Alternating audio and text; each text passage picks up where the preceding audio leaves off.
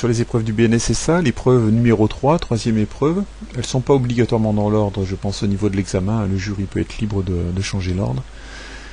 Il s'agit d'une épreuve qui consiste à porter secours à une personne en milieu aquatique. Donc on va sauver une personne qui est un vrai humain, donc là c'est un membre du jury, qui simule une situation de détresse.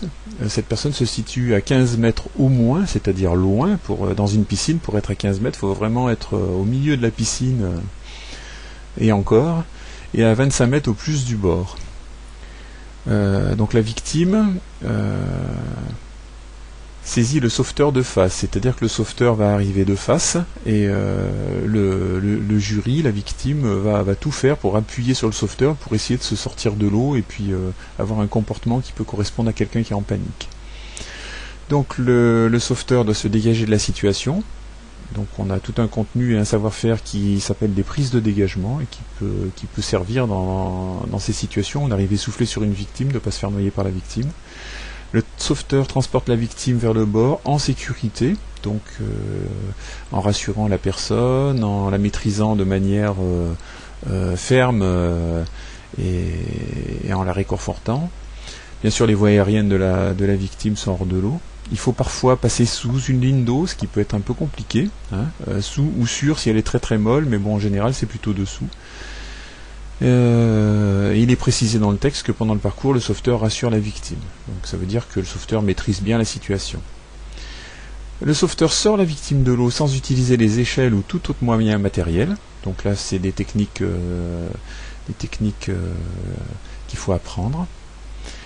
Ensuite, on sécurise la victime, c'est-à-dire qu'on va la mettre hors de l'eau et on effectue une vérification des fonctions vitales, donc un bilan secourisme là cette fois.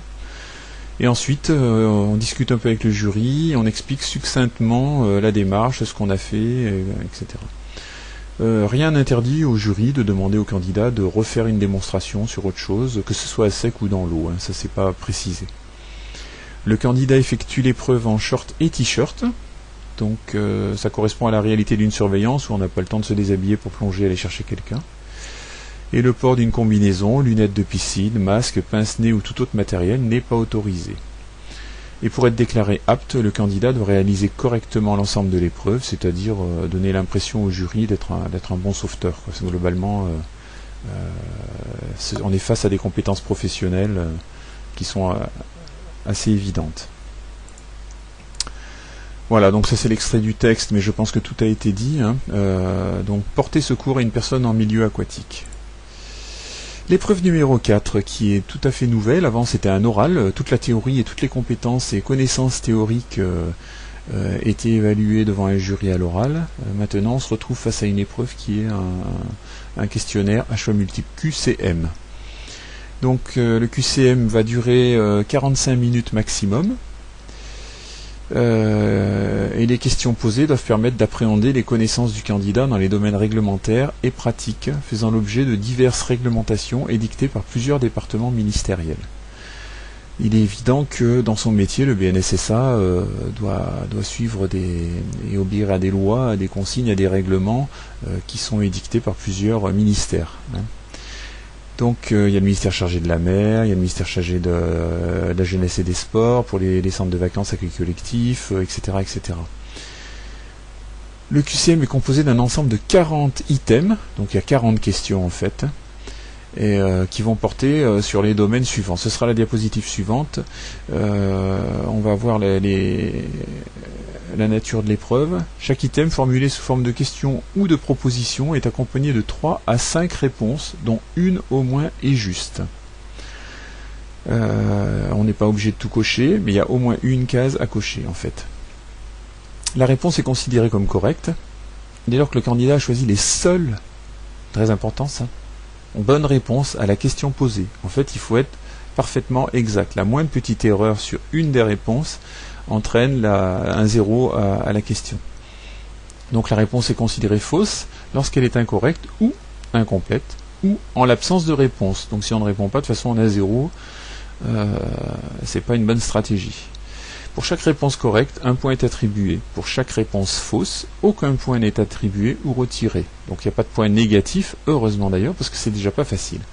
La notation se fait sur un total de 40 points. Et pour être déclaré apte, le candidat doit avoir obtenu une note supérieure ou égale à 30 points. Si on traduit ça sur les notes sur 20, les gens ont plus l'habitude, il faut avoir 15 sur 20 minimum. Sur un QCM, c'est pas facile, il faut bien maîtriser les épreuves.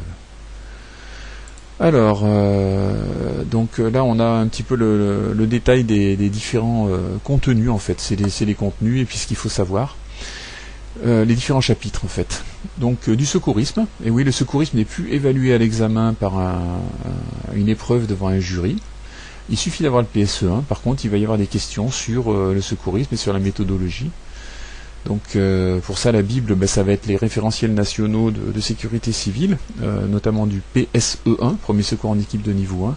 C'est un document qui fait 140 pages et c'est assez facile de trouver des questions de QCM qui soient un peu difficiles à résoudre. Donc les aspects juridiques et réglementaires concernant la sécurité et le sauvetage aquatique, ça c'est le cœur de métier. Les textes sur l'organisation et la sécurité des lieux de baignade, il faut les connaître et les maîtriser. La signalisation d'un poste de secours, la signalisation des aides et matérialisation des lieux de baignade, le balisage. Alors, le balisage, ça peut aller jusqu'au balisage cardinal, latéral pour les entrées des chenaux, etc. Les règlements sur la conduite des embarcations et la pratique des sports nautiques et subaquatiques dans la zone littorale. Donc le BNSSA va surveiller une zone de médiane, mais il va aussi être responsable un peu de la sécurité autour et pour les autres activités. Et il faudra qu'ils comprennent la manière dont les différentes activités vont interagir. Organisation des secours, quels sont les organismes, les procédures, etc., les institutions, les ministères en jeu. Les dispositions matérielles d'organisation et d'activation du poste de secours. Qu'est-ce qu'on fait quand on arrive le matin au travail, d'une certaine manière. La mise en œuvre des moyens d'alerte. Les connaissances et diffusion des informations météorologiques, ça c'est important et c'est compliqué parce qu'en fait un BNSSA doit être capable de prendre la décision d'ouvrir, de ne pas ouvrir en fonction des conditions météo, vent, mer, courant, foudre, etc., etc. Observation du champ de surveillance, diffusion des incidents, modalité d'alerte du poste de secours. Donc là, c'est les procédures qui sont liées au suivi, à la tenue d'une main courante, aux déclarations d'accidents, aux relations avec les publics, etc. Connaissance de l'organisation des structures publiques de secours, conduite à tenir en cas d'accident.